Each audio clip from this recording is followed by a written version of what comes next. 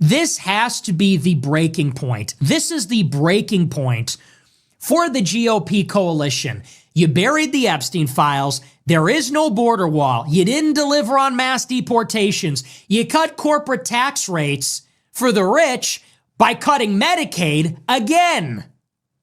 No infrastructure bill, no middle class tax cuts. You got to refund the tariffs. And now we're in a regime change war with Iran. That's the breaking point. I'm out. I'm done. I am off the Trump train. I am not voting in 26. If Rubio or Vance are on the ticket in any form in 28, I'm voting for a Democrat. Say whatever you want. Do your worst. Hey, Carpe Donkdom and Cat Turd and all you fucking idiots. Carpe Donkdom's a friend of mine, actually. But all of these plan trusters, Trump supporters, worshipers, Republicans, say whatever you want. You are a fucking cuck. You are a bitch. You are voting for a party that is raping you. You are voting for a candidate that is screwing you. They break every promise. They lie to your face. They betray you. And our lives aren't getting any better. How does a regime change war with Iran make us safer? How does that make our lives better? You can't deport the Somalis from Minneapolis, but you can go to war with a 1 million-man army in Iran? Give me a break.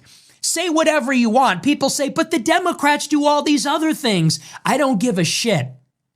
Maybe if a Democrat were in office, we wouldn't go to war with Iran. Joe Biden kept us out of a war with Iran. We didn't have a war with Iran under Joe Biden. And some people say, well, you would have gotten it anyway. Okay, so then voting doesn't matter. Is that what you're telling me? People tell me, well, it doesn't matter. Whether we vote for the Democrat or the Republican, we get the same thing. Okay, so then what does it even matter? If we're going to get a war with Iran all the same, if we're going to get H-1Bs and foreign students all the same, then why is this the most important election of our lifetimes? Because you can't have it both ways. You can't have it both ways. You can't at once tell us we got to be good little plan trusters. Don't be a panicking. Everybody's got to vote. Stay in line. The golden age is imminent. And then tell us, well, it really doesn't matter. Trump can't stop a war in Iran. He can't stop mass migration. He can't stop anything. The best we can hope for is, we'll be a little bit better than the most progressive Democrat in history. They say, well, he's better than Kamala Harris. You mean the most progressive Democrat in history? He's better than the mixed race woman with a Jewish husband and that freak show family who wants to abolish the police and let in 10 million illegals and is in favor of, he's marginally better than her. Oh, great. That's what the MAGA movement was all about, right? Trump came down the escalator and said, we're going to be marginally better than the worst Democrats ever, right? That was the battle cry. I do agree that regime change in Iran does zero benefit for U.S. citizens, and one life lost is one too many for a country in the Middle East. For us that voted for Trump, I think we're just more so disappointed. We did not want war with Iran. That's what we voted for. Trump promised us no war with Iran. It's just very unfortunate because I still struggle with the idea of Kamala being the better option. You are talking about a side that does not care about crime, immigration is going to be out of control. They want to defund the police. You know how crazy that sounds? Yeah, that must be a false memory. When Trump said, it's time to deliver a real victory for the American people, I will fight for you, I'll win for you, for every child that dreams, every parent that dreams for their child, I must have that's in my imagination. He came down the escalator and said, well, we're not going to import 10 million illegals. We're going to have net negative migration, kind of. So I'm out. This is the plan. The GOP must burn in 2026. Shut it down. Yeah. It's called playing both sides. Not just for the Jews, folks. Playing both sides, it ain't just for the Jews anymore. Now it's the Goyim's turn. Okay? Now it's our turn to play both sides. People say, but the Democrats. Me, my options are open. I'm a free agent. I'm independent. The GOP doesn't own me. Trump doesn't own me. If they don't do what I want them to do, if they betray me, I'm going with the other side. I'm walking away from the table. It ain't just for Jews anymore. We can play both sides too. You want to see that? Let's have white men play both sides. I'm going to hold my nose and vote for a Democrat. How about them apples? I'm done holding my nose voting for Republicans. I just get shit on. They say, but the Democrats do all these other things. I know. I guess it doesn't really matter. I'm going to hold my nose and vote for them anyway. At least we won't go to war with Iran. Marginally better, right? Fuck them. Fuck these people. Fuck Trump, Vance, Rubio. War with Iran? Are you kidding me? What is MAGA even about then? What is even the claim of America first? We're in a war with Iran. Wake up. 10 years. People would have said, that's the neocons. Now they're supporting it. You have been brainwashed. You are not immune from propaganda. I'm the same now as someone posted a clip from my show in 2017. I said, we got to keep our foot on the gas. We can't go into a war with Iran. I didn't leave MAGA. MAGA left me. All these people calling me a panikin. You betrayed the president. No, they betrayed me. I got on board for the other Trump. I got on board when Trump said Rubio's a puppet of Sheldon Adelson. That's when I got on board. I got on board when Trump was against regime change in Syria, much less Iran. What happened to you? What happened to all these other people? It became about something else. So I'm done. One thing I do disagree with them. People act like Democrats don't love Israel just as much. And let's be honest, every president that we're gonna have is going to have Israel's back with their Middle East conflict. But I'm sorry, I will be independent before I ever vote Democrat. I don't know how serious Nick is about going Democrat, but I see from his perspective, because there was old tweets that resurfaced where Trump was accusing Obama of being capable of going to war with Iran. Clips from his 2017 show where Nick stood on business and was saying, yo, we don't want war with Iran. He's saying MAGA left him. Look, I get it, but I don't think Democrats will have our best interests as well. Would do this. Nobody wants this. And the latest polling from everybody, from Reuters, Washington Post, it all says that this war has about a 27% approval rating. That means that the war in Iraq was twice as popular. Okay, the bombing run last year in June had an 80% approval rating among Republicans, 60% overall. So Iraq was more popular. Afghanistan was more popular. I think Syria was more popular.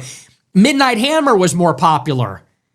You just look at Trump and you're filled with disgust. You look at him, he's a totally diminished figure. Watching him on Friday declare this war in his sad little hat, no tie, with a black curtain. He's 80 years old. He doesn't even care. He's at a ceremony today, pinning a medal on a soldier, slurring his words, stumbling over his speech. You look at this guy and you're like, who are you? Seriously, who are you? What is this? It's actually scary. It's actually disturbing.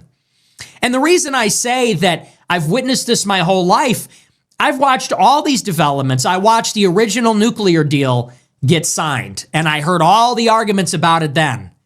And we watched Trump come down the escalator in 2015, in June, and he said, we should have never went to Iraq. There were no weapons of mass destruction. They knew there were no weapons of mass destruction. We don't have it. We spent all this money. And to think 10 years later, we're doing this? You look at Trump and it's like, I don't know you. I don't know who you are. I don't know what you are. You are demonic. You are a demonic force. And what's really freaky is now he's always talking about going to heaven. I'm not going to heaven. Yeah, I think you might be right about that because you are a demonic force. You are a liar. You are diabolical. You are a traitor. And let me explain why I feel so strongly about this. Let's talk about some of these developments from today. So bringing up that speech again on Friday, Trump lays out the case for going to war with Iran. He's bringing up the Iranian hostage crisis in 79. He's bringing up the barracks bombing in Beirut in 83. He's bringing up the use of IEDs by Iranian-backed militias, the Quds Force, the IRGC in Iraq and elsewhere in the Middle East. And he lays out the case that we had to hit Iran because they are a danger to the world, they're a danger to America, they're working on a nuclear bomb, and they're unwilling to negotiate. That is what Trump told us was the justification for war on Friday. Now understand, this is a war of aggression. Plain and simple. The United States was not under attack at all. Iran poses no threat to the United States. They are not building a nuclear bomb because they cannot, because we already bombed their nuclear facilities last year. So we're not in any danger. We're not acting in self-defense. One way to say it is that this is a preemptive attack. But preempting what exactly? Well, more on that in a moment. This is a war of choice. This administration chose to go to war. We weren't forced into it like we were at Pearl Harbor or on 9/11. Arguably, at least in those contexts, there was a nominal reason, and both of these things are debated, whether Pearl Harbor was really a surprise, whether 9/11 was not an inside job, or if it was. This is a war of choice, purely, and a war of aggression. The Trump administration thought that it could remove the Ayatollah from power, and so we made a decision to kill a foreign head of state because they are a rival, because they are a revisionist power. So we made a decision to go in there. What happened there? Where are all of the J.D. Vance supporters? Isn't J.D. Vance the based white dude? He's just like us. He's just a white guy. He's just a white guy like us. He plays Halo. Sorry, where's the based white dude, J.D. Vance, who just wants to play Halo and drink Code Red and everything? Where's he? Oh, well, it turns out he supported the war. Nobody in Trump's cabinet opposed the war, including Vance. Vance was actually pushing for us to do as much as possible. So when the U.S. was considering whether to enter the conflict and how to enter the conflict, Vance was pushing for us to go bigger and wider. Vance, according to the New York Times, actually encouraged the administration to do a full-fledged war. So what the hell happened there? Huh? We were led to believe this is the guy who was going to save us in 2028. He's actually more hardcore. Tucker Carlson encouraged Trump to nominate J.D. Vance last year. Tucker said, you need to pick J.D. Vance as assassination insurance. If the neocons know that Vance would succeed you in the event of your death or impeachment, well, then they would be apprehensive about it because they're afraid of Vance because he's the real deal. So what happened to that? These are things that were seriously said 2 years ago, that Vance was somehow more hardcore. He was the guarantor of the America First agenda. Yeah, well, now he's supporting the conflict. Big surprise. We'll talk about that, vindicated on that as well. Just completely diabolical. Nick is not a fan of this war. Nick's not a fan of this war, but I'm curious to see what you guys feel about it, because I think some of you guys are kind of split. You see a lot of people in the comment section that is strongly against this war of Iran, that it doesn't benefit us. So let me know in the comment section